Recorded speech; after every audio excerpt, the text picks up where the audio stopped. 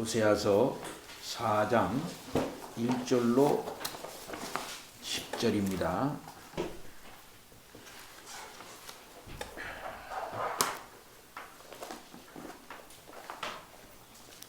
호세아서 4장 1절입니다. 이스라엘 자손들아, 여호와의 말씀을 들어라. 여호와께서 이 땅 주민과 논쟁하시나니 이 땅에는 진실도 없고 인애도 없고 하나님을 아는 지식도 없고 오직 저주와 속임과 살인과 도둑질과 간음뿐이요 포악하여 피가 피를 뒤이음이라. 그러므로 이 땅이 슬퍼하며 거기 사는 자와 들짐승과 공중에 나는 새가 다 쇠잔할 것이요 바다의 고기도 없어지리라. 그러나 어떤 사람이든지 다투지도 말며 책망하지도 말라. 네 백성들이 제사장과 다투는 자처럼 되었음이니라. 너는 낮에 넘어지겠고 너와 함께 있는 선지자는 밤에 넘어지리라. 내가 내 어머니를 멸하리라. 내 백성이 지식이 없으므로 망하는도다. 네가 지식을 버렸으니 나도 너를 버려 내 제사장이 되지 못하게 할 것이요 내가 내 하나님의 율법을 잊었으니 나도 네 자녀들을 잊어버리리라. 그들은 번성할수록 내게 범죄하니 내가 그들의 영화를 변하여 욕이 되게 하리라. 그들이 내 백성의 속죄제물을 먹고 그 마음을 그들의 죄악에 두는도다. 장차는 백성이나 제사장이나 동일함이라. 내가 그들의 행실대로 벌하며 그들의 행위대로 갚으리라. 그들이 먹어도 배부르지 아니하며 음행하여도 수요가 늘지 못하니 이는 여호와를 버리고 따르지 아니하였음이니라. 아멘.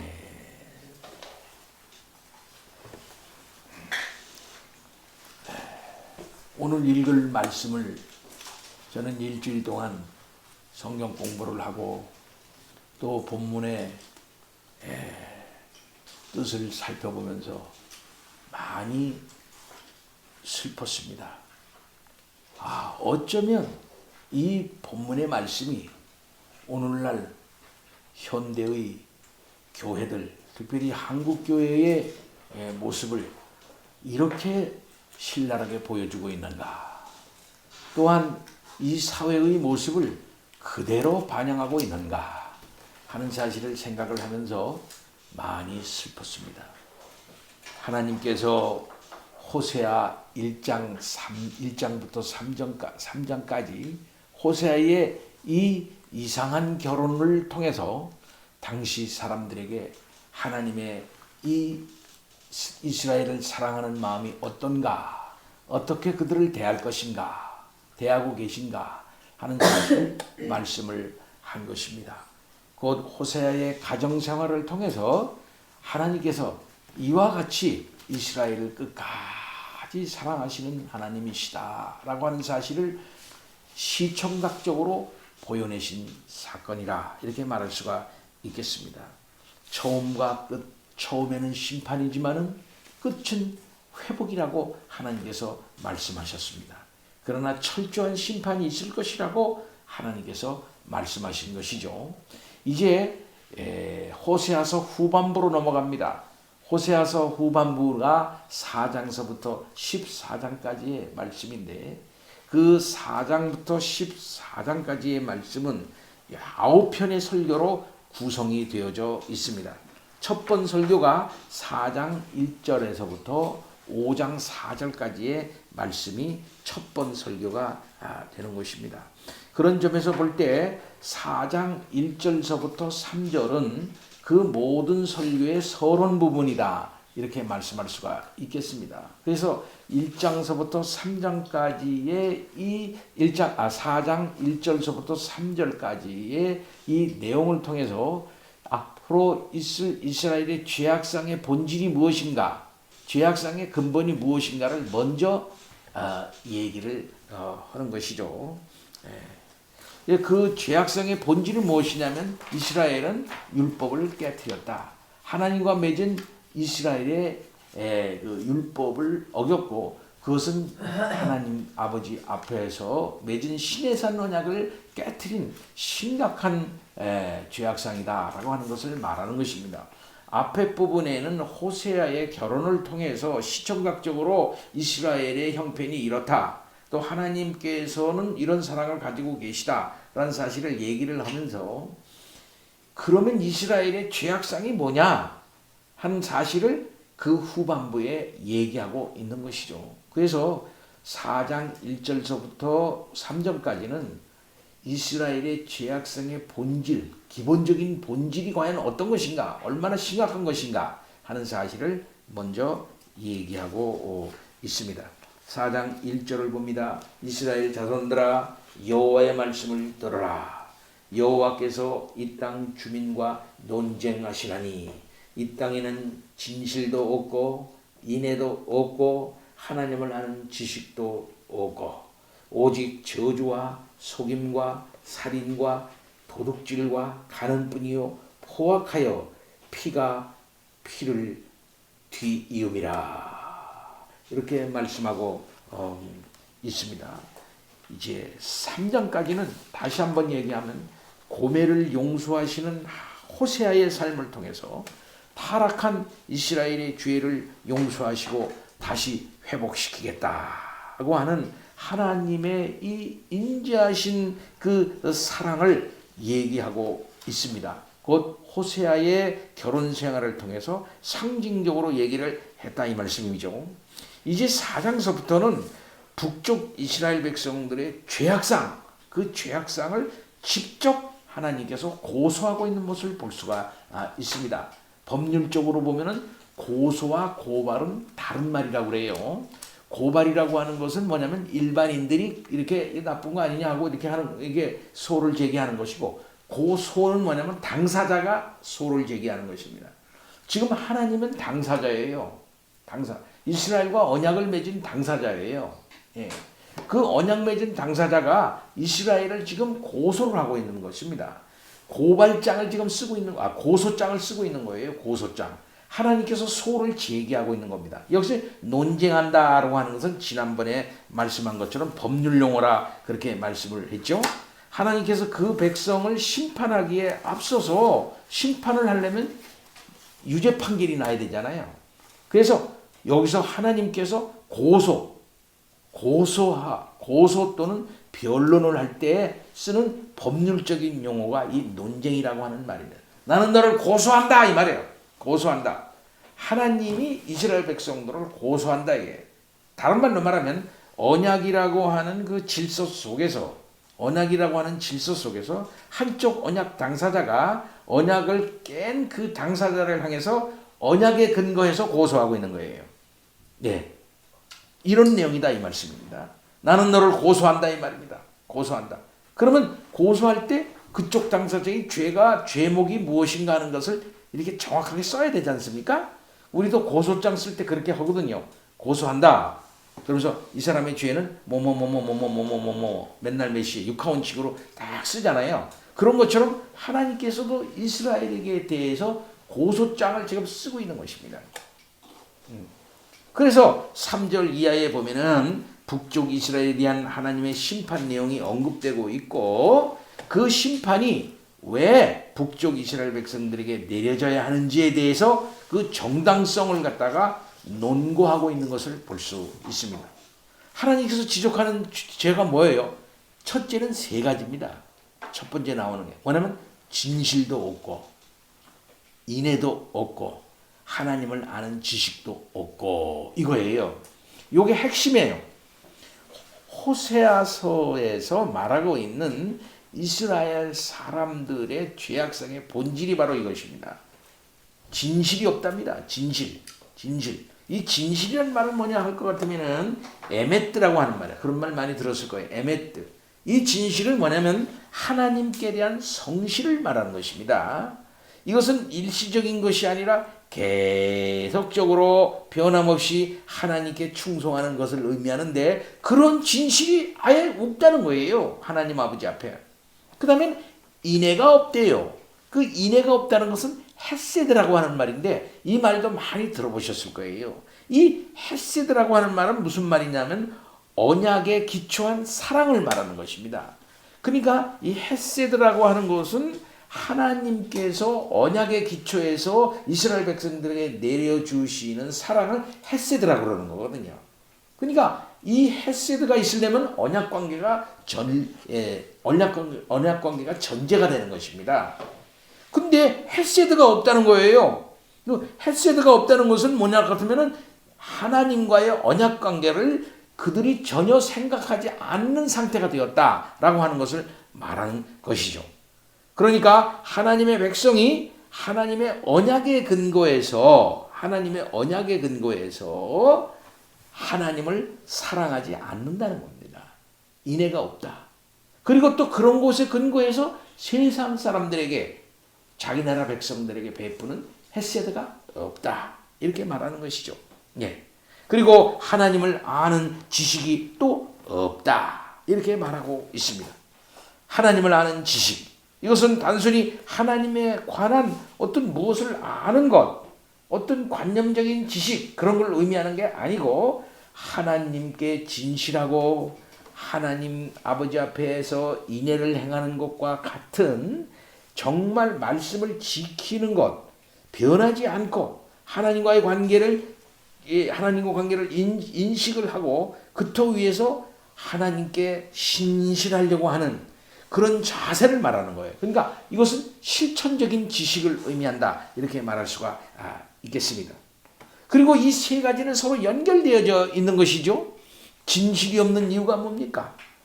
인애가 없는 이유가 뭡니까? 하나님을 아는 지식이 없는 이유가 과연 무엇입니까? 서로 다 같은 거예요. 하나님에 대한 알미 없으니까 진실도 없고 또한 인애도 없는 거죠. 서로 영향을 주고 있는 것이라 이 말입니다. 이것은 어쩌면 하나님과 이스라엘 백성들 사이에 영적 관계가 깨어져 있다라고 하는 사실을 그대로 하나님께서 고소하고 있다. 이렇게 말할 수가 있겠습니다. 그러니까 나타나는 현상이 2절이에요. 2절. 오직 저주와 속임과 살인과 도둑질과 간음뿐이요. 포악하여 피가 피를 뒤이음이라. 이렇게 말하고 있습니다. 앞에 부분에는 하나님과 직접적인 관계에 있어서의 영적 내용이 난다 같으면 그것이 기반이 되어 가지고 그 결과로서 나타나는 현상들이 뭐냐면은 이스라엘 사회의 저주, 이스라엘 사회의 자기 간에 서로 간에 있는 속임, 자기 간에 사랑하지 않고 사람 죽이고 인명을 갖다가 업신여기고 도둑질하고 간음하고 포악하고 하는 일들이 이스라엘 사회에 나타났다 이 말씀입니다. 예. 여기서 열거된 5가지는 말이죠. 5가지는 히브리어로 부정적 절대형으로 기록이 되어져 있습니다. 이 말은 무슨 말이냐면은 아주 강조되고 있다 이 말씀입니다. 강조되고 있다. 북쪽 이스라엘 사회가 종교적으로는 물론 도덕적으로도 매우 깊이 타락의 길을 걷고 있다고 하는 사실을 아주 결정적으로 단정적으로 얘기하는 내용이에요. 여기서 속임이라고 하는 것은 거짓을 말하는 것으로 10계명 가운데 제9계명을 말하고 있습니다. 도둑질하지 말라 할 때 제8계명을, 살인과 간음은 각각 6계명과 7계명을 범한 죄예요. 예. 그런데 이러한 4개의 범죄는 10계명을 그대로 언급하고 있지 않습니까? 예. 이렇다면은 앞에 부분에 하나님에 대한 알미 없다. 또 인애도 없다. 진실도 없다라고 하는 것은 하나님과의 언약 관계 안에서 당연히 그렇게 해야 되는데 불구하고 그렇지 않은 걸 말하는 거니까 10계명에서부터 10계명의 1계명에서부터 4계명이 깨어진 상태를 말하는 것입니다. 그 다음에 그 결과로 말미암아 나타나는 5계명에서부터 10계명의 깨어진 현상들을 여기서 그대로 얘기하고 있다. 이렇게 말할 수가 있겠죠. 그러니까 하나님께서 이스라엘 백성의 죄악상을 첫 번에 지적하는 이 고소장에 제일 먼저 지적하는 내용이 뭐냐면은 너희는 나와 맺은 10계명 그것을 아주 완전히 종이짝으로 만들어버렸다. 완전히 이게 깨져 있다. 너희의 마음이 깨져 있을 뿐만 아니라 너희의 만든 사회도 완전히 깨져 있는 사회다. 라고 말씀하고 있는 것입니다. 그러니까 북쪽 이스라엘 사회가 매우 타락이 되어졌는데, 매우 타락한 거의 본질이라고 하는 것은 십계명의 질서가 완전히 그들의 내면에서부터 그의 모든 사회 전반이 깨져 있는 사회다라고 하나님께서 고소를 하고 있는 거예요. 이건 누가 말하는 겁니까? 하나님의 언약 당사자인 하나님이 얘기하고 있는 거예요. 언약 당사자.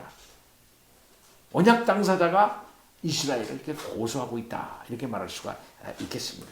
그럼 언약 당사자가 그렇게 고소하고 있고, 또 언약 안에는 그렇게 하지 않을 경우에, 그 언약을 지키지 않을 경우에는 그들에게 언약적인 심판이 내려질 것을 이미 옛 언약 시대에 다 뭡니까? 옛 언약에서 다 서로 간에 합의한 거 아니에요? 그 다음에 나타나는 심판이라고 하는 것은 그 언약을 깬 당사자가 그 언약의 저주를 받게 되어 있어요. 그렇기 때문에 호세아를 통해 가지고 주신 하나님의 심판 선언이라고 하는 것은 합법적이다, 이렇게 말할 수가 있겠어. 하나님 어떻게 우리를 이렇게 망하게 할 수 있습니까? 이럴 수 있습니까? 할 때 그것은 언약적 심판이 내려지는 거예요. 그건 어쩔 수가 없는 거예요. 그리고 포악하여 피가 피를 뒤이음이라 그랬습니다. 예, 이 포악하다는 말은 무슨 말이냐면은 모든 경계를 파괴하다는 뜻이에요. 모든 경계를 파괴하다. 북쪽 이스라엘 백성들이 하나님을 경외함으로 지켜야 될 모든 율법과 규례를 전혀 지키지 않고 강도나 살인을 목적으로 하는 폭력 행위를 일삼으면서 완전히 그 사회의 질서를 다 깨버렸다, 이 말이에요. 그게 포악했다, 이게. 폭력이라고 하는 것은 어떤 질서를 갖다가 물리적인 힘으로 다 깨는 걸 말하는 겁니다. 법이 있고 하지 말아야 할 도덕적인 규범이 있는데, 그 도덕적인 규범도 깨버리는 것이고, 그 다음에 법도 깨는 거예요. 물리적인 힘으로. 이게 뭐냐면은 폭력이라는 겁니다. 폭력. 이것이 포악이에요, 포악. 예. 힘 있는 자가 이렇게 하죠. 힘 있는 자는 규범도 지키지를 않고, 또 사회적인 약속인 법도 지키지를 않고, 이게 폭력이야. 예.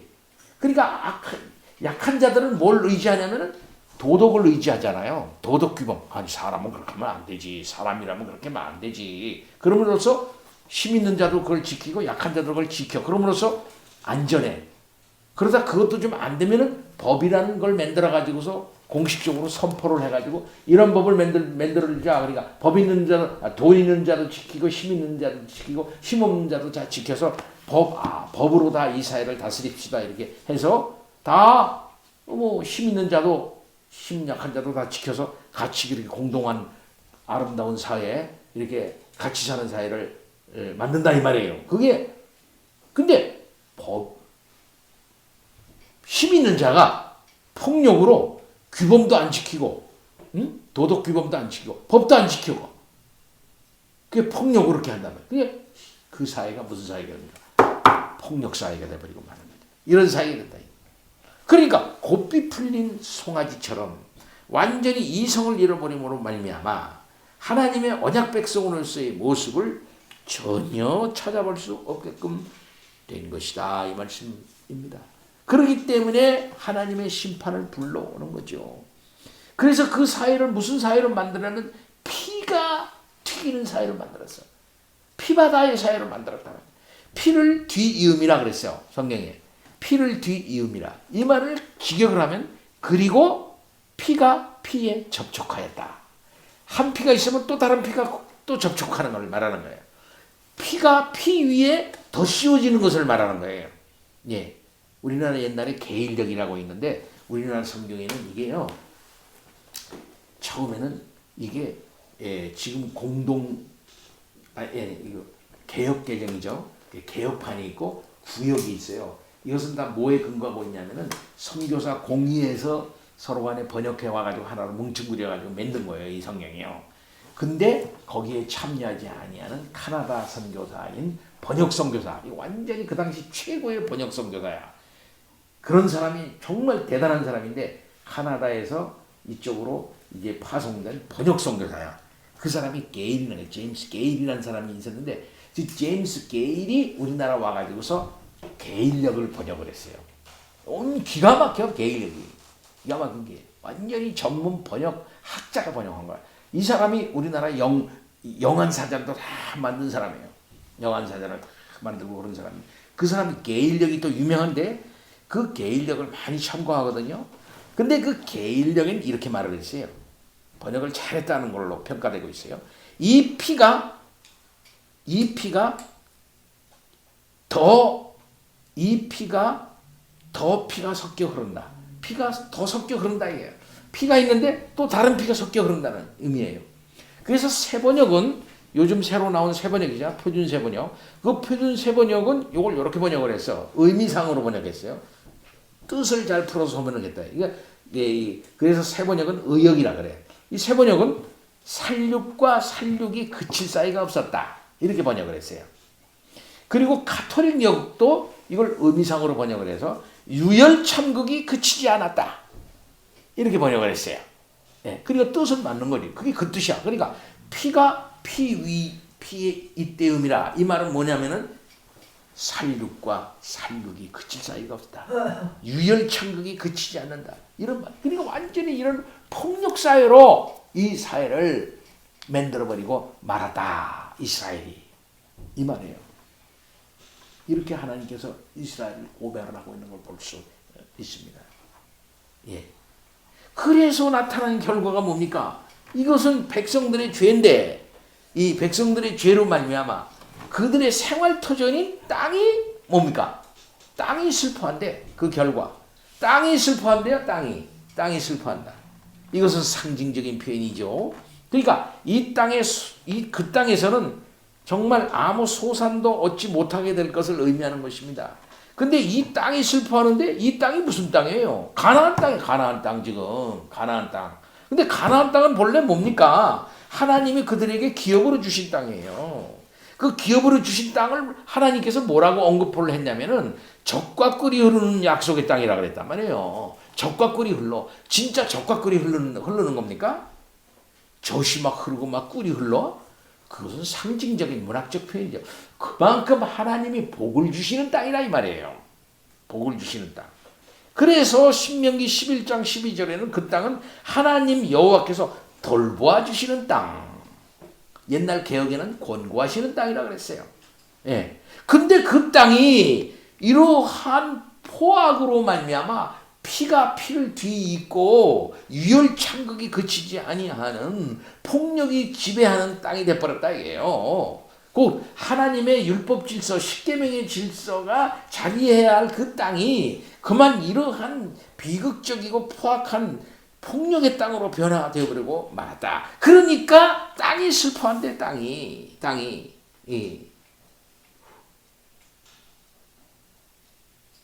그래서 거기에 사는 자, 그 다음에 거기 사는 자와 들짐승과 공중에 나는 새와 다가 그로 말미암아 다 쇠잔할 것이래.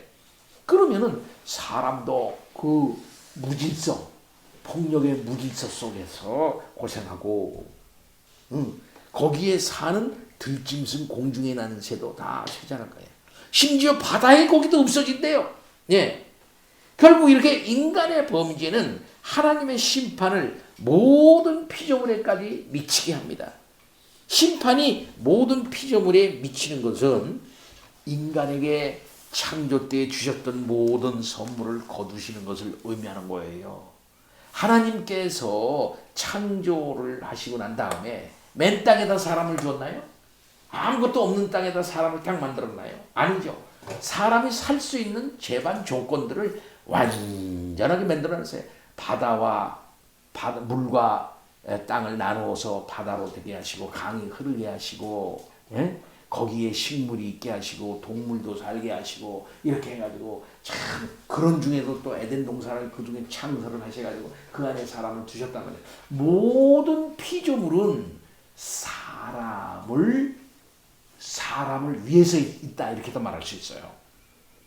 하나님의 형상인 이 사람을 돕고 사람과 협력하고 사람과 함께 하나님의 피조 세계 속에서 살아나가도록 그렇게 하신 것입니다. 네. 그러니까 자연 만물은 인간에게 하나님께서 주신 거예요. 그런데 사람이 범죄함으로 말미암아 그것들에게까지 그 범죄의 영향이 미쳐가지고서 온 피조물들이 뭐야? 신음하게 됐다 이거예요. 그리고 엉겅퀴가 나고 막 그냥 막 열심히 노력을 해도 그 피조물이 좋은 걸 내지를 않고 말이죠. 이렇게 된 거예요. 네. 한편 이렇게 북쪽 이스라엘의 죄로 말미암아 인간의 죄를 지었을 때 창조 때의 죄를 지음으로 말미암아 나타난 결과가 극적으로 가나안 땅에 나타나게 될 것이다 라고 말하고 있는 것입니다. 곧 하나님께서 인간에게 주신 모든 것들을 인간이 범죄함으로 말미암아 다시 그것을 거둬들이시겠다는 것입니다. 한편 북쪽 이스라엘 땅이 하나님의 심판을 받아 이렇게 황폐하게 될 것이다 라고 하는 사실을 말씀해 주는 것이요. 사랑하는 성도 여러분, 이게 4장 1절서부터 3절까지 곧 하나님이 왜 이렇게 고통하고 계시나, 왜 이렇게 아파하고 계시냐 하는 근본적인 원인을 말하고 있는 이스라엘의 죄악의 본질을 얘기하고 있어요. 지금 요게. 그리고 그 다음에는 뭐냐면은 제일 먼저 지적하는 것이 뭐냐면 제사장의 죄를 먼저 지적을 합니다. 제사장의 죄를. 4장 4절서부터 10절까지는 제사장의 죄를 지적을 해요.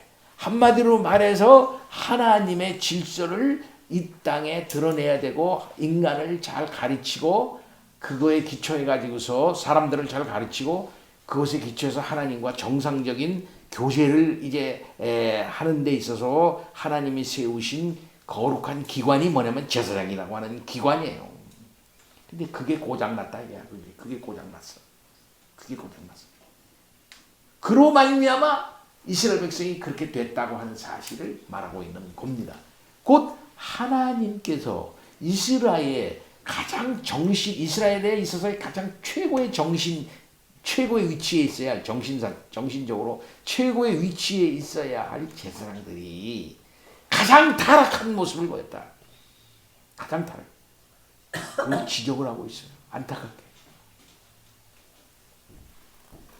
사랑하는 성도, 바로 이것은 교회의 오늘날의 교회의 모습이며 또한 이 사회의 인간 사회의 모습이다라고 말할 수 있습니다.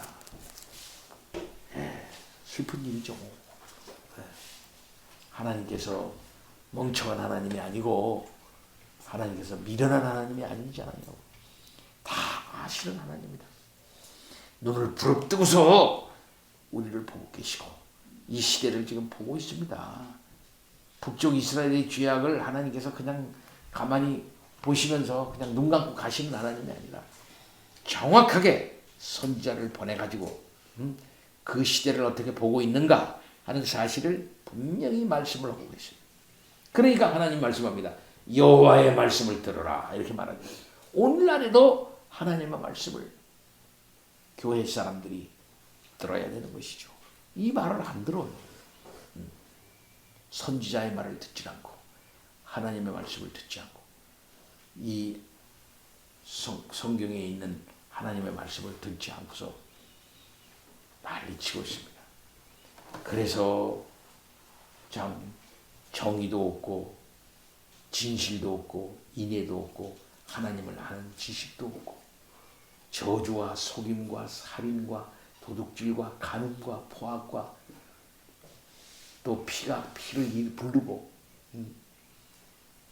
그렇게 하고 이 사회마저 그야말로 악하게 만드는 그런 인간들이 돼버리고 말았다. 심각하죠.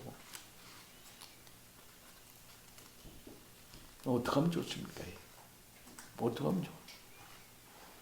하나님의 방법은 뭡니까? 이렇게 철저히 죄를 지적을 해놓고 거기에 합당하게 하나님께서는 심판을 내리는 겁니다. 저는 오래전서부터 얘기했어요. 지금 한국교회는 심판을 받고 있다.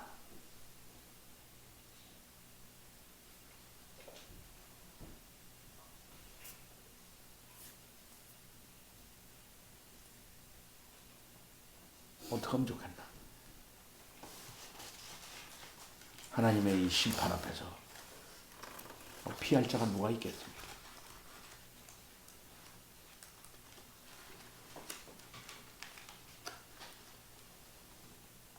아무도 교회의 말을 듣지 않고. 어저께 저는 인터넷을 통해서 촛불 집회에 어떤 목사님이 나와서, 무슨 목사님이더라고. 목사님이 나와서 울부짖는 소리를 듣고 가슴이 아팠어요. 여러분, 저는 목사입니다. 죄송합니다.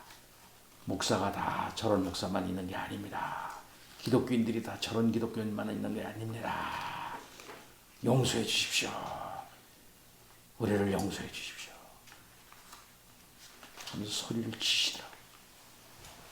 저하고 우리하고 신앙이 똑같은 분은 아닌 것 같습니다만은, 그러나 그의 목소리에는 선지자들의 외침이 있었습니다. 오늘날 교회에 대한 그런 아픔이 있는 거예요. 하나님의 어떤 분이신가를 모르니까 그들 사이에 하나님에 대한 진실도 없고, 하나님이 어떤 분이신가 하는 지식도 없고, 인애도 없고, 완전히 하나님의 율법 질서와 하나님의 언약 질서가 깨진 구조를 그대로 끌어안으면서 뭐가 뭔지도 모르면서 걸어가고 있는 이 모습을 우리들이 슬퍼하고 괴로워하고, 우리가 먼저 회개하고 바로 쓰지 않으면 안 될 것입니다. 하나님의 음성을 우리가 들읍시다. 하나님이 왜 이렇게 사랑하는 언약 당사자에게 이렇게 고소하지 않으면 안 되는가? 하나님이 언약 당사자의 그 고소장을 이렇게 써서 그것을 공포를 하고 있는 모습을 보죠.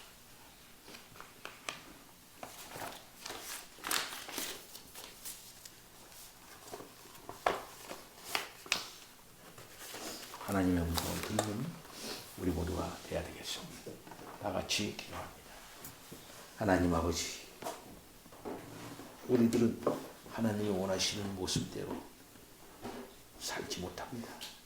하나님이 원하시는 아름다운 교회 속에 속해 있으면서도 그것이 무엇인지 알지 못하며 하나님의 율법을 거르치면서 살아왔습니다. 용서하여 주시옵시기를 원하옵고 비옵나이다. 아버지 하나님, 그럼에도 오래 참으시고 부모가 자기의 자식을 참는 것처럼 오래 참으시고 오래 참으십니다. 오늘날에도 오래 참으시면서 하나님의 말씀을 가르쳐 주시고 선지자적 외침이 들려오도록 아버지 하시옵나이다. 아버지 하나님, 용서하여 주옵시기를 원하옵고 비옵나이다. 불쌍히 여겨 주시옵시기를 원하옵고 비옵나이다. 하오나 곱비 풀린 망아지들처럼 날뛰는 그런 자들이 얼마나 많이 있습니까? 아버지 하나님, 겸손과 인애와 양성과 충성과 아버지 하나님 아름다운 덕이 있는 우리들이 되도록 역사하여 주시옵시기를 원하옵고 비옵나이다.